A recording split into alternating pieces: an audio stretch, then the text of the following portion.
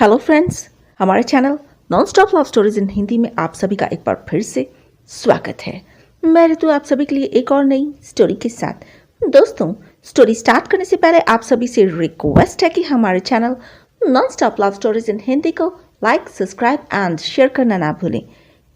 इससे हमें एक बार फिर से हिम्मत मिलती है आप सभी के लिए एक और प्यारी सी स्टोरी लाने की। तो दोस्तों, आप सभी हेडफोन्स लगा लें और इस स्टोरी का मजा आराम से लें। मेरा दावा है कि ये स्टोरी आपके दिल को छू लेगी। तो दोस्तों, मैंने सुना है कि इंसान जैसा सोचता है उसके साथ वैसा ही होता है, इसलिए इस चैनल पर हम आप सभी के लिए लव स्टोरीज लेकर आते हैं। जिन लोगों ने हमें अपनी लव स्टोरीज भेजी हैं उन सभी का पूरे दिल से थैंक्स करते हैं, और जो लोग हमें अपनी सक्सेसफुल लव स्टोरीज भेज रहे हैं उन सभी का इस चैनल पे स्वागत है। आज की कहानी का नाम है मणिपुरी गर्ल।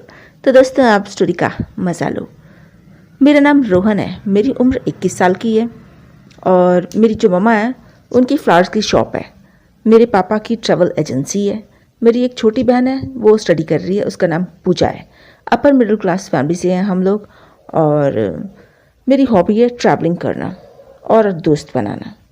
मेरे फ्रेंड्स जो हैं वो एक मिंचे है और एक माधव है। जो मिंचे है वो मणिपुर का है, माधव यहाँ हमारे पुणे का है।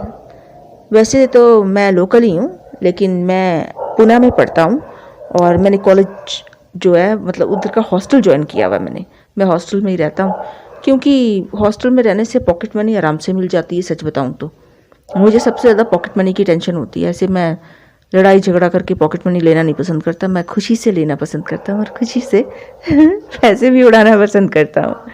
यहाँ पर मैं हॉस्टल में रह के थोड़ी मैं बियर पीने लग गया हूँ और थोड़ी सिगरेट भी पीता हूँ, जो यहाँ पर आजकल सब लोग करते हैं। तो मोटरसाइकिल भी है मेरे पास। वैसे पापा के पास तो गाड़ी वगैरह सब कुछ है, लेकिन मेरी अभी मतलब जितना है मेरे पास उतना है, बस मोटरसाइकिल ही है मेरे पास। लेकिन मैं इसमें भी आराम से आवारागर्दी कर लेता हूँ अपने फ्रेंड्स के साथ। और मिंची है जो वही मतलब मणिपुर का है, लेकिन जो दूसरा माधव है वो यहाँ लोकल है, वो भी मेरी तरह ही है। हम लोग पढ़ाई में जो है वो मिंचे ही अच्छा है, उसको ही पढ़ना है। हम दोनों तो यहाँ पर ऐश करते हैं मज़े से। मिंचे मणिपुर के एक गांव का है। हम लोग बस साथ रहते हैं और मस्ती करते हैं सारा दिन। पढ़ते तो हम लोग कम ही हैं, पढ़ाई में मेरा तो इंटरेस्ट नहीं है, लेकिन मिंचे है वो रात रात को पढ़ता है। हम रात रात को बाहर चले जाते होते हैं या हॉस्टल की छत पे चले जाते हैं। वैसे छत पे रात को मतलब बंद हो जाता है दरवाज़ा, पर जब तक होता है 10 बजे 11 बजे जब तक खुला रहता है, कभी कभी 11 बजे तक भी खुला रहता है, तब हम लोग ऊपर ही चले जाते हैं। तो एक दिन मतलब यहाँ पर जो था उधर हमारे कॉलेज में छुट्टी पड़ रही थी 1 हफ्ते की पूरे। तो अब मैं तो सोच रहा था कि मैं तो अपने घर में बोर हो जाऊंगा। सच बताऊं तो मैं क्या करूंगा घर में, मेरी बहन तो पढ़ती रहती है, मेरे पापा अपने एजेंसी में, मेरी मम्मी की फ्लावर की शॉप है घर के पास ही है, वो मतलब घर के जैसे थोड़ा बाहर की साइड में है, घर में ही है। तो बस मैं तो वहाँ पर नहीं रह सकता, मैंने तो बहुत बोर हो जाना है। ये सोच के मैंने सोचा कि मैं मिंचे से पूछूं कि मैं इसके घर जा सकता हूँ कि नहीं। मैंने मिंचे से पूछा, मैंने कहा यार तेरे घर में कितने रूम हैं? कहता क्यों, क्या हुआ? मैंने कहा यार अगर मैं आना चाहूँ तो। मैंने अभी इतना बोला ही था, माधव भी बीच में टपक पड़ा। कहता यार मैंने भी चलना है। अरे यार चलो कोई बात नहीं। वैसे फिर मैंने कहा चलो ठीक है। मिंचे ने हाँ बोल दी। कहता हमारा घर खुला है तो तुम्हारे लिए उधर रूम मिल जाएगा, कोई बात नहीं। मिंचे ने फ़ोन कर दिया कि हाँ मेरे साथ 2 फ्रेंड्स आ रहे हैं। चलो बस। मिंचे ने लेकिन एक बात ज़रूर बोली कि अपने आधार कार्ड ज़रूर ले लेना, क्योंकि हमारे मतलब जो मणिपुर है वहाँ पर हमारे एरिया में परमिट लगता है। मैंने कहा ठीक है। अब हमने आधार कार्ड ले लिया। बस से सफ़र था, तो बस से सफ़र अब जब इनका एरिया आया तो एरिया तो बेहद खूबसूरत था। मैं क्या बताऊँ, बहुत हरियाली थी, बहुत सुंदर था एरिया, नदियाँ नदियाँ सब कुछ था। तो मौसम भी बहुत अच्छा था। तो वहाँ पर फिर जो लेकिन सड़कें जी थी ना, वहाँ पर इतनी ख़राब सड़कें ना, सड़कों की तो हालत ही मैं क्या बताऊँ आप लोगों को। तो बस फिर हम चेक पोस्ट आया, मतलब जहाँ पर आर्मी इनकी खड़ी होती है, वहाँ पर आर्मी खड़ी हुई थी। तो उन लोगों ने हमारा आधार कार्ड देखा, फिर एक जो फॉर्म था वो इन्होंने भरवाया हमसे। वो 15 दिन का फॉर्म होता है कि तुम 15 दिन के बीच में ही तुम यहाँ से मतलब 15 दिन नहीं हमारे को यहाँ पर सर्वाइव करने के लिए मिलेंगे, उसके बाद हमें यहाँ से जाना है। चलो भाई, 15 दिन का तो स्टैंप लग ही क्या था। अब मिंचे था, उसको भी बेचारे को वैसे यहाँ का ही था, पर हमने कहा था हमारे साथ चलेगा 15 दिन के बाद में।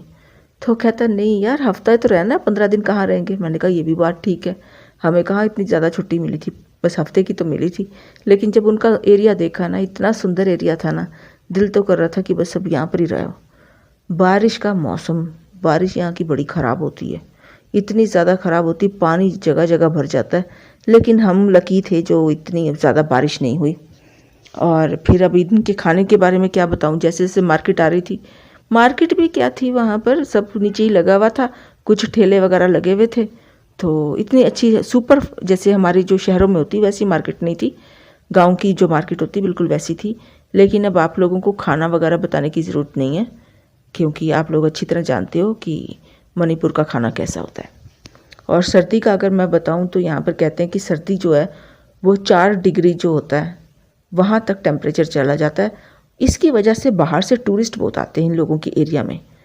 तो लेकिन ये लोग अपने मेहमानों के साथ बहुत अच्छा बिहेव करते हैं। और जो इनकी यहाँ की एक ख़ास मिर्ची है जो कि इसी एरिया में पाई जाती है, वो जो मिर्ची है वो इतनी ज़्यादा तीखी है कि गिनीज बुक में वर्ल्ड में रिकॉर्ड में है उसका नाम, कि हाँ ये इधर की सबसे ज़्यादा तीखी मिर्ची है। तो इनके जो फेस्टिवल्स हैं, जो त्यौहार हैं, वो इंडिया से 3 गुना ज़्यादा इनके, मतलब इतने ढेर सारे फेस्टिवल हैं। और इनका फेस्टिवल आए दिन कोई ना कोई आया रहता है, और ये लोग अपने सभी फेस्टिवल्स मनाते हैं।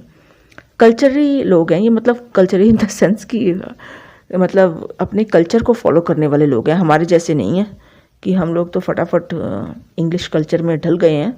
लेकिन ये लोग अपने कल्चर से आउट नहीं होते, मतलब अपने कल्चर से बाहर शादी नहीं कराते, अपने कल्चर में ही रहते हैं। ये तो मुझे पता नहीं कहाँ से आ गया हमारे बीच में, लेकिन ये लोग अपने कल्चर से बाहर नहीं जाते, ये इनकी खासियत होती है।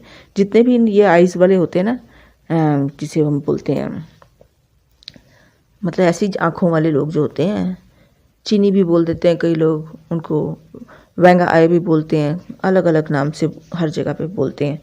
तो जो इनका मोस्ट एरिया जो है ना, जोग्राफिकल एरिया जो है आसपास का, वो सारा जंगल ही जंगल है। तो वैसे जो ये लोग हैं, असली जो मतलब इनका कैटेगरी है वो आदिवासियों में से हैं। लेकिन थोड़े कपड़े वगैरह ये लोग ठीक ठाक पहनते हैं, लेकिन खाना अभी तक इनका चेंज नहीं हुआ। ज़्यादातर वहाँ के जो घर हैं सभी, वो कच्चे ही देखे थे मैंने, सभी घर कच्चे, बिल्डिंग्स हैं बीच में, पर ज़्यादातर घर कच्चे हैं। तो इनका जो ट्रैफिक होता है वो एक तरह से माइनर है, ट्रैफिक नाम की चीज़ नहीं है। 4 घंटे तुम एक जगह पे खड़े हो जाओगे, कोई गाड़ी नहीं आएगी, कोई मोटरसाइकिल नहीं आएगा, तो साइकिल ज़रूर है लोगों के पास। ट्रैफिक इनका माइनस है, ट्रैफिक नहीं है कुछ भी। और इनके घरों में शराब बनती है। ये जो शराब है वो बाहर से मतलब बाय करके नहीं पीते, ये लोग घर में ही चावल की बनाते हैं शराब, बाकी बहुत चीज़ों की, मतलब लकड़ी की छाल की भी शराब बनाते हैं ये लोग। और अंगूरों की शराब तो खैर बनती है, वो तो सभी को पता है। लेकिन ये लकड़ियों की छाल, 5 तरह की लकड़ियाँ इकट्ठी कर लेते हैं, उसको फिर पानी में डिप करते हैं, उसमें ढेर सारा गुड़ डालते हैं, ऐसे करके फिर उसमें ढेर सारा वो, मतलब क्या बोलते हैं उसको, ड्राई फ्रूट्स डालते हैं। ऐसे ये लोग शराब बनाते हैं, 15-20 दिन तक उनको ऐसे ही रखते हैं ढका हुआ। तो अगर छिपकली गिर गई तो कह नहीं सकते कुछ। तो ऐसे शराब बनती है इनके इधर, अपने घर की शराब ही ये लोग पीते हैं। तो यहाँ का जो मतलब मार्केट है वो बेहद सस्ता मार्केट है, बहुत सस्ता मार्केट है। और फिर आया मिंचे का घर। तो मिंचे की मम्मी ने और डैडी ने हम लोगों को एक अलग कमरा दे दिया था। मैंने बोला यार मिंचे तू भी हमारे साथ रह ले, उसने अपना सामान भी वहाँ पर ही रख दिया। फिर तो 3 तो बिस्तर लगे ही हुए थे, हम लोग सबसे पहले जाके बिस्तर पर लेट गए। इतनी थकावट हो रही थी, इतनी दूर से हम लोग आए थे, बस अब हमारे को था थोड़ा रेस्ट करें। लेटे क्या, हम लोग सब तीनों ही सो गए अपने अपने बिस्तरों पे। तो जब शाम का टाइम आया तो एक लड़की आई, बेहद खूबसूरत। उसने कपड़े भी इतने अलग से रंग के पहने हुए थे ना, पिंक कलर जो होता है ना, फूलों वाला कलर, उसके कलर के कपड़े पहने थे। कटिंग उसके बालों की, आगे से भी बाल हल्के से कटे हुए थे। तो उसने लाइट ऑन करी और मैं तो उसको देख कर ही हैरान हो गया। जब मेरी आदत है थोड़ा सा भी कोई खड़का सा हो जाए ना, मैं एकदम उठ जाता हूँ। और मैं उसको देख के हैरान हो गया। मैंने कहा ये परी जैसी लड़की यहाँ कहाँ से आ गई। फिर मिंचे भी उठ गया था। मिंचे ने कहा ये मेरी बहन है बबली। माय गॉड, अगर मैं यहाँ ना आता तो शायद इसको मिस कर देता लेकिन वो बेहद खूबसूरत थी। और बस फिर हम लोग वहाँ पर मतलब मिंचे ने हमें अपना एरिया पूरा घुमाया। जितना भी मैंने एरिया देखा सारे लोग ऐसे ही थे, लेकिन ये लड़की जो थी वहाँ की सबसे खूबसूरत लड़की थी। तो मिंचे इधर उधर हुआ, जब खाना देने आई थी मैंने इससे फ़ोन नंबर ले लिया, फटाफट मैंने नोट कर लिया, इसने दे दिया। बड़े प्यार से बात करती थी।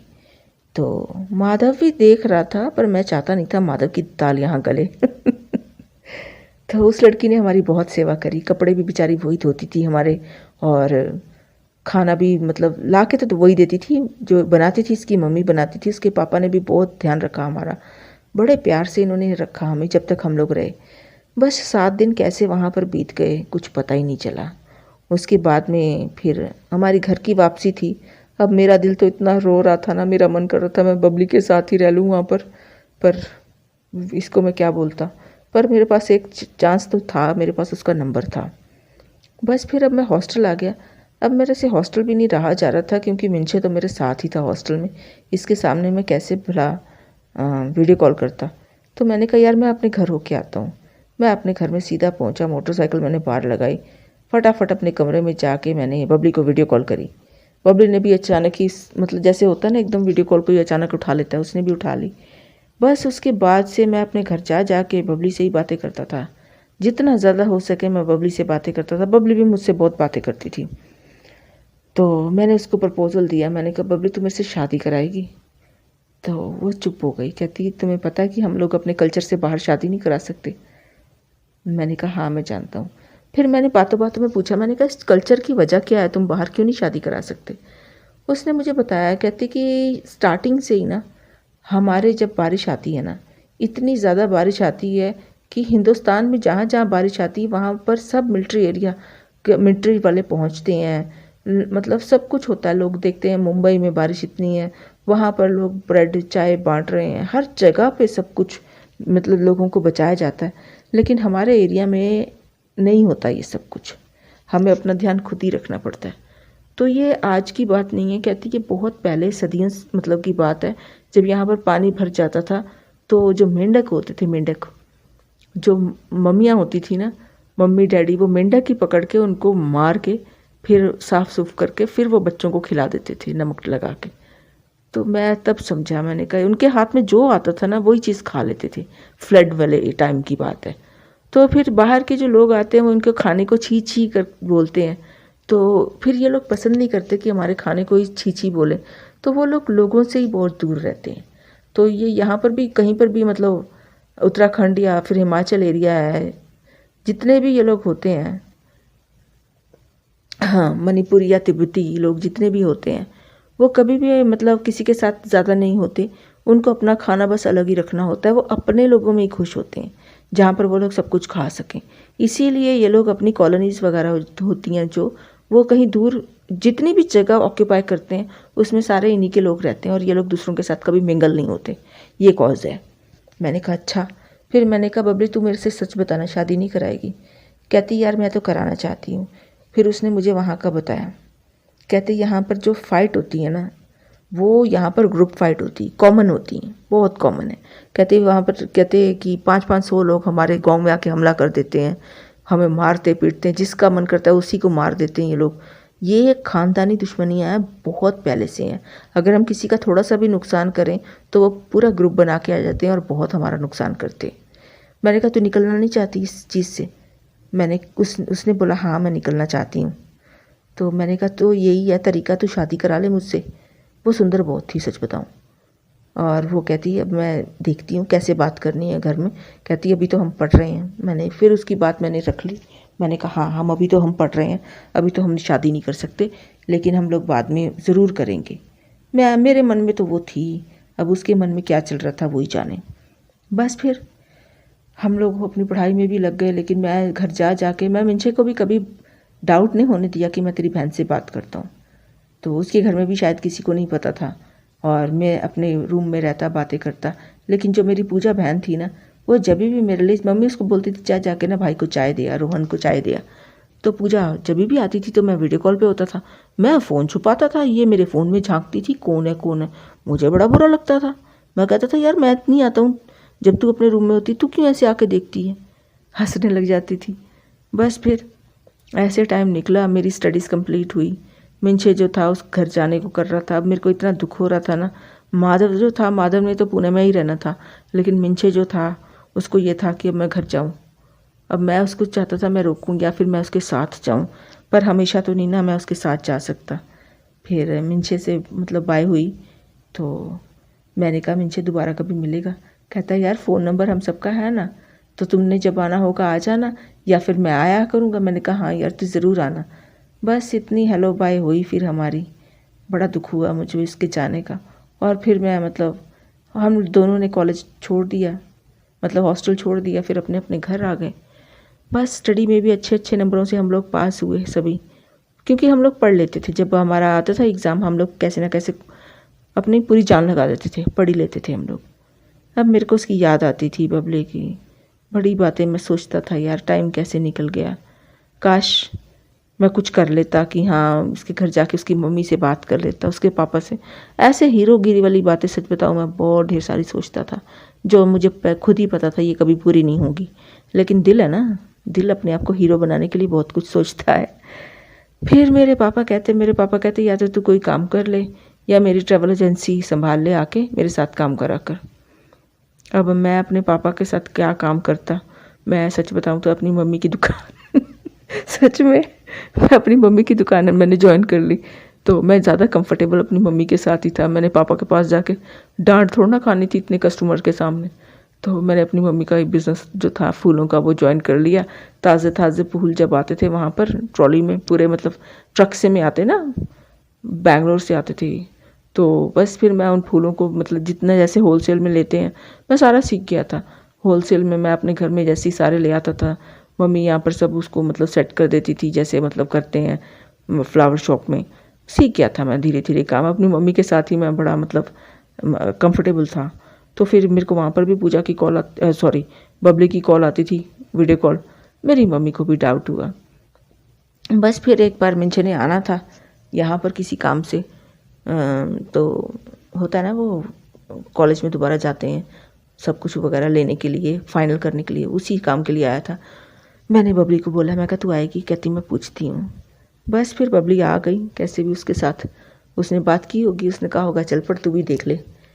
तो बस फिर बबली आई, मैं बड़ा खुश था। मैंने मतलब पूजा को स्पेशल बोला, मैंने कहा पूजा मेरा फ्रेंड आ रहा है, उनके लिए ना रूम तैयार करना। तो पूजा ने कहा कौन सा फ्रेंड है? मैंने कहा यार मणिपुर का है, मेरा खास फ्रेंड है, बहुत अच्छा फ्रेंड है, बस तू रूम तैयार कर।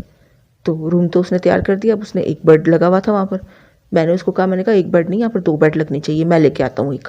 तो मैं दूसरे मतलब था ना हॉल हमारा, वहाँ पर ऐसे ही बेड लगा हुआ था जैसे लगे रहते हैं। तो मैंने एक बेड बड़ा मुश्किल से खींचा, फिर पूजा भी मेरे साथ लग गई। तो हम दोनों ने मिलके वहाँ पर दूसरा बेड भी लगाया। कहती है ऐसे कौन खास 2 लोग आने वाले हैं? और मैंने कहा बस आने वाले हैं, तू उनकी सेवा करना। तो बस मेरी उन्होंने बहुत सेवा की थी जब मैं मणिपुर गया था। मैंने कहा मेरी बारी है, तू पूरी जान लगा देना, तो बस उनकी सेवा इतनी करना कि उनका दिल खुश हो जाए। वो कहती ठीक है। अब जब वो लोग आए, मैं तो पहले ही वहाँ पर बस स्टैंड पे पहुँच गया। मैंने कहा वो आएंगे, और मैंने उनको रिसीव किया। फिर मैं उनको लेके आया, गाड़ी में लेके आया मैं पापा की। तो मैंने सबसे पहले फूल छांटे, जो मुझे सबसे सुंदर लगते हैं ना, सनफ्लावर्स बड़े बड़े से होते हैं ना अलग से, तो वो मैंने वैरायटी चूज़ करी। मैं सच बताऊं, मैं इतना ज़्यादा खुश था, मैंने उसको मिंचे को देने की बजाय मैंने बबली के हाथ में दे दिए। और बड़ा इतने खुश था ना, और ये सब बातें सब नोट कर रहे थे। जब मैंने इधर उधर देखा तो सब लोग मुझे ही देख रहे थे कि तूने फूल सीधा उधर ही दे दिए बबली को। अब मैं घबरा गया, मैंने एकदम बबली के हाथ से निकाले। मैंने कहा सॉरी मैंने मिंचे को देने थे, मैंने मिंचे को दे दिए। अरे मेरे से सब कुछ गलत हो रहा था, मैं इतना ज़्यादा खुश था। मैंने कहा यार मुझे थोड़ा सा शांत रहना है। तो मैं फटाफट ना मैंने उनको अंदर बुलाया और जाके मैं सोफे पे बैठ गया, उनको भी बिठा दिया। अब मैंने अपने दिल में सोचा यार अब कुछ गलत नहीं होना चाहिए। मैंने पूजा को बोला, मैं कहा पूजा चाय लेके आओ। तो बस पूजा चाय ले आई। अब मैं चुप था, मतलब ज़्यादा मैं बात करना नहीं चाहता था, मैं चाहता नहीं था सबको पता चल जाए। लेकिन जो पूजा थी ना, वो बबली की खूबसूरती को देख रही थी और मुझे देख रही थी। तो बस मुझे नहीं पता ये बहनों को कहाँ से सब कुछ पता चल जाता है। पता नहीं ये इनके पास थर्ड आई होती है कि फोर्थ आई होती है, लेकिन उसको सब कुछ पता चल गया था। बस उसने बबली को अपनी फ्रेंड बना लिया, तो उसके साथ ही बस अपने रूम में उसको साथ ले गई, दोनों साथ रहने लग गए, बाहर घूमने जाते। अब मैं तो कहता कि मेरे को था कि मिंचे ने जितनी देर रहना है मैं तो कम से कम बबली के साथ रहूं, लेकिन ये बबली के साथ ही चिपक गई। मुझे इतना गुस्सा चढ़ रहा था इसके ऊपर, पर मैं कुछ सबके सामने बोल भी नहीं सकता था। फिर उनके जाने से पहले मतलब मैं छत पे था, मैं ऊपर से पार्क देख रहा था जहाँ पर बबली और मेरी बहन पूजा सैर कर रहे थे। मेरी मम्मी आई मेरे कान में, कहती तूने शादी करानी है इस लड़की से। मैंने अपनी मम्मी की तरफ देख के मैंने कहा हाँ। मम्मी से तो मैं डरता भी नहीं था, सच बताऊँ। मैंने हाँ बोल दिया। मेरी मम्मी कहती अच्छा कोई बात नहीं। बस फिर वो लोग आए तो मेरी मम्मी ने एक बड़ा प्यारा सा ना शादी वाला सूट निकाला, पता नहीं कहाँ से। ये औरतें होती हैं अपने पास ज़रूर रखती हैं ऐसा सामान, मम्मियाँ स्पेशली। मम्मी ने उसके हाथ में दिया सूट। मेरी मम्मी कहती तो ये बेटा तुम्हारे लिए है। उसने भी गिफ्ट समझ के रख लिया। तो मिंशा से मम्मी ने बात की। मेरी मम्मी कहती है अगर आप लोगों ने मतलब बबली की शादी इधर करवानी हो पूना में तो अपने मम्मी पापा से बात करके ज़रूर बताना। वो बेचारे को कुछ समझ नहीं आया, वो हाँ हाँ कहता ठीक है कह के मतलब वो लोग चले गए। फिर मेरा दिल बड़ा ख़राब हुआ जब वो जा रहे थे। मैंने काफ़ी देर तक वहाँ पर ही खड़ा रहा, बाय करता रहा उनको, और वो लोग चले गए। फिर मैं चुप सा हो गया, मैं आ गया। फिर 2-3 दिन के बाद में फिर उसकी मम्मी की कॉल आई, कहती आपने बबली को ऐसे क्यों बोला। मैंने कहा नहीं मैंने ऐसे ही बोला है। और उसकी मेरी मम्मी कहती नहीं मैंने ऐसे ही बोला है। तो मैं सुन रहा था बातें सारी। तो कहती नहीं हमने इसकी शादी करनी है, हमारे में तो जल्दी शादियां कर देते हैं, अगर आपकी नज़र में कोई लड़का है तो बता दो। मेरी मम्मी ने मेरा ही नाम लिया। मेरी मम्मी कहती हमारा बेटा रोहन है, हम उसके लिए लड़की देख रहे हैं, अगर आपकी हाँ हो तो। उसकी मम्मी ने हाँ कर दी और बस पूरा फैमिली आया। फिर मैं बड़ा खुश हुआ। वो लोग मतलब मैंने तो पहले से ही सबको देखा हुआ था, थोड़े डिफरेंट लोग थे वो लोग, लेकिन सच बताऊं दिल के इतने अच्छे लोग थे ना, मैं क्या बताऊं। उनके अंदर इतना प्यार था ना, इतना अपनापन था जो शहरों में नहीं मिलता। पता हम लोग कहते हैं ना पहले हमारा काम हो, हम शहरों में कहते हैं नहीं पहले हमारा काम हो फिर हम बाद में देखेंगे उस बंदे के बारे में। लेकिन वो पता कैसे लोग थे, पहले कहते इन लोगों का काम हो, पहले दूसरे का काम बाद में अपना काम। My God. बस फिर उन्होंने शादी मतलब जो इंगेजमेंट होती है वो कर दी। तो शादी की डेट रख दी उन्होंने। तो मम्मा कहती है तुम शादी बता दो आप लोगों ने कहाँ करनी, इधर करनी कि उधर करनी। उधर करनी हो तो हम सारा फैमिली उधर आ जाएंगे। उसकी मम्मी कहती नहीं उधर नहीं करनी, कि कहती यहाँ पर ग्रुप फाइट्स होती हैं, बहुत होती है हमारे उधर, किसी को हम नहीं बताना चाहते कि हम बबली की शादी इधर कर रहे हैं, क्योंकि वहाँ पर एक लड़का है इसके पीछे लगा हुआ है, तो हम बस चाहते हैं कि इसकी जल्दी शादी हो जाए, इसके साथ ऐसे कुछ ना हो। बस सब मेरे को था मेरी शादी का डेट आ जाए। वो लोग चले गए। फिर शादी के से 3 दिन पहले आ गए। तो मैं आपको क्या बताऊं कैसे शादी हुई। हमारी जो हल्दी की रस्म है दोनों की इकट्ठी हुई, अलग अलग रूम में बिठा के। हमारी मेहंदी भी इकट्ठी हुई। तो जितनी रस्में होती हैं ना हमारी सारी इकट्ठी हुई। बस जो होता है मतलब विदाई नहीं हुई। विदाई कहाँ करते हैं हम लोग तो बस जो विदाई होती है उसमें हम लोग गाड़ी लेके निकल गए, घूम फिर के आ गए। इस तरीके की हमारी शादी हुई। और माधव भी आया था। माधव तो मेरे को बार बार कोनियाँ ही मारता जा रहा था। मैं उसकी कोनियों का क्या जवाब देता, दिल कर रहा था इसको जोर से धक्का मारूं, लेकिन वो बार बार कोनी प्यार से मार रहा था कि हाँ भाई तेरी दाल गल गई। बस इतनी छोटी सी मेरी कहानी थी। अगर आप लोगों को पसंद आए तो प्लीज़ आप इसको लाइक सब्सक्राइब और शेयर करना ना भूलें। दोस्तों कभी कभी ज़िंदगी में किसी मोड़ पे कुछ अलग लोग मिल जाते हैं और वो अलग लोग हमारी ज़िंदगी बन जाते हैं। फिर तो कभी कभी अलग जो होते हैं ना वो बेहद अच्छा, सब कुछ सही रहता है हमारे लिए। तो उसके बाद जो मैंने लाइफ देखी वो भी अच्छी थी। उसके साथ जो लाइफ देख रहा हूँ देखी मैंने वो भी बहुत अच्छी थी। अभी तक बने रहने के लिए आपका बड़ा धन्यवाद। तो दोस्तों उम्मीद करते हैं ये स्टोरी आपको पसंद आई होगी। दोस्तों अभी तक बने रहने के लिए आपका बड़ा धन्यवाद। आपने जितना भी मुझे लाइक किया है, सब्सक्राइब किया है, जितनी भी आपने मुझे सपोर्ट दी, उस सभी सपोर्ट के लिए आपका बहुत बड़ा थैंक यू। तो दोस्तों उम्मीद करते हैं जो आपकी सराउंडिंग्स हैं वो हमेशा आपके लव वंस नियर वंस और आपके डियर वंस से हमेशा सराउंडेड रहे। आप लोगों के आसपास हमेशा आपका प्यार का माहौल बना रहे। आप लोग हमेशा खुश रहें, ऊपर वाला हमेशा आपको आशीष दे। तो दोस्तों, आपके ऊपर प्यार की बारिश हो। थैंक यू सो मच अभी तक बने रहने के लिए। वंदे मातरम। जय हिंद।